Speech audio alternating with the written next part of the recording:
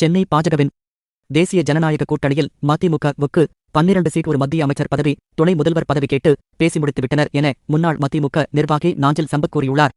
அவர் கூறுகையில், வைகோவும் துரையும் தவிர மதிமுகவில் உள்ள அனைவரும் என்னிடம் தொடர்பில் உள்ளனர். அவர்கள் தவிர முக்கியமான இடங்களில் இருந்து ஆதாரப்பூர்வமான தகவல்கள் மதிமுக குறித்து தொடர்ச்சியாக வந்து கொண்டிருக்கின்றன. பாஜகவிடம் மதிமுக விலை போய்விட்டது. துரைக்கு அதிகார பசி ஆட்டிப்படைக்கிறது. துரைக்கும் மதிமுகவுக்கும் எந்த சம்பந்தமும் கிடையாது. ஆனால் புத்திரனை வைத்துக்கொண்டு மொத்த கட்சியையும் குடும்ப கட்சியாக்கியிருக்கிறார் வைகோ. கடந்த லோக்சபா தேர்தலில் திமுக கூட்டணியில் மதிமுகவுக்கு ஒரு சீட் ஒதுக்கப்பட்டது.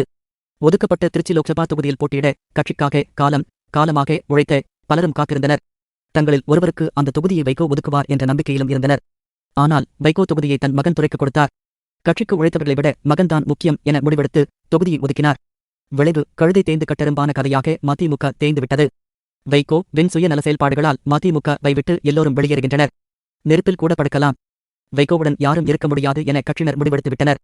தற்போது மதிமுகவில் இருப்போரை மொத்தமாக 2 மினி பஸ்களில் ஏற்றிவிடலாம். மதிமுக அஸ்தமமாகிவிட்டது.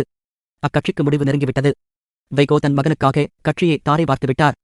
திருச்சியில் வெற்றி பெற்ற ரங்கராஜன் குமாரமங்கலம், தலித் எழில்மலை ஆகியோர் மத்திய அமைச்சராகினர். அந்த சென்டிமெண்ட் படி தானும் மத்திய அமைச்சர் ஆக்க வேண்டும் என்ற ஆசை துரைக்கு வந்துவிட்டது. அதற்கான முயற்சிகளில் தந்தையும் மகனும் களம் இறங்கிவிட்டனர். மதிமுகவை இனி மீட்க முடியாது. தேசிய ஜனநாயக கூட்டணியில் மதிமுகவுக்கு 12 சீட், ஒரு மத்திய அமைச்சர் பதவி, துணை முதல்வர் பதவி கேட்டு கூட்டணி பேசி முடித்துவிட்டனர். ஹிட்டர் சுவசிப்பட்டையை தன் கையில் கட்டியிருப்பார். துரையும் ஒரு ஹிட்டர்தான். அவரும் கட்சிக் கொடியை கைப்பட்டையாக கட்டியுள்ளார். கோவணத்தை இடுப்பில்தான் கட்ட வேண்டும். ஆனால் துரை சட்டையில் கட்டியுள்ளார். வைகோவுக்கு 10,000 கோடி ரூபாய் சொத்து இருக்கிறது என சொல்கின்றனர். பூமிநாதன் எம்எல்ஏ விரைவில் திமுகவிற்கு சென்று விடுவார். மதிமுகவுக்கு வைகோ முடிவுரை எழுதிக் கொண்டிருக்கிறார். வைகோவின் தவறான செயல்பாடுகளால் மிச்ச சொச்சமிருக்கும் மதிமுகவினர் அனைவரும் திமுகவை நோக்கிச் சென்று விடுவர் என்று அவர் கூறியுள்ளார்.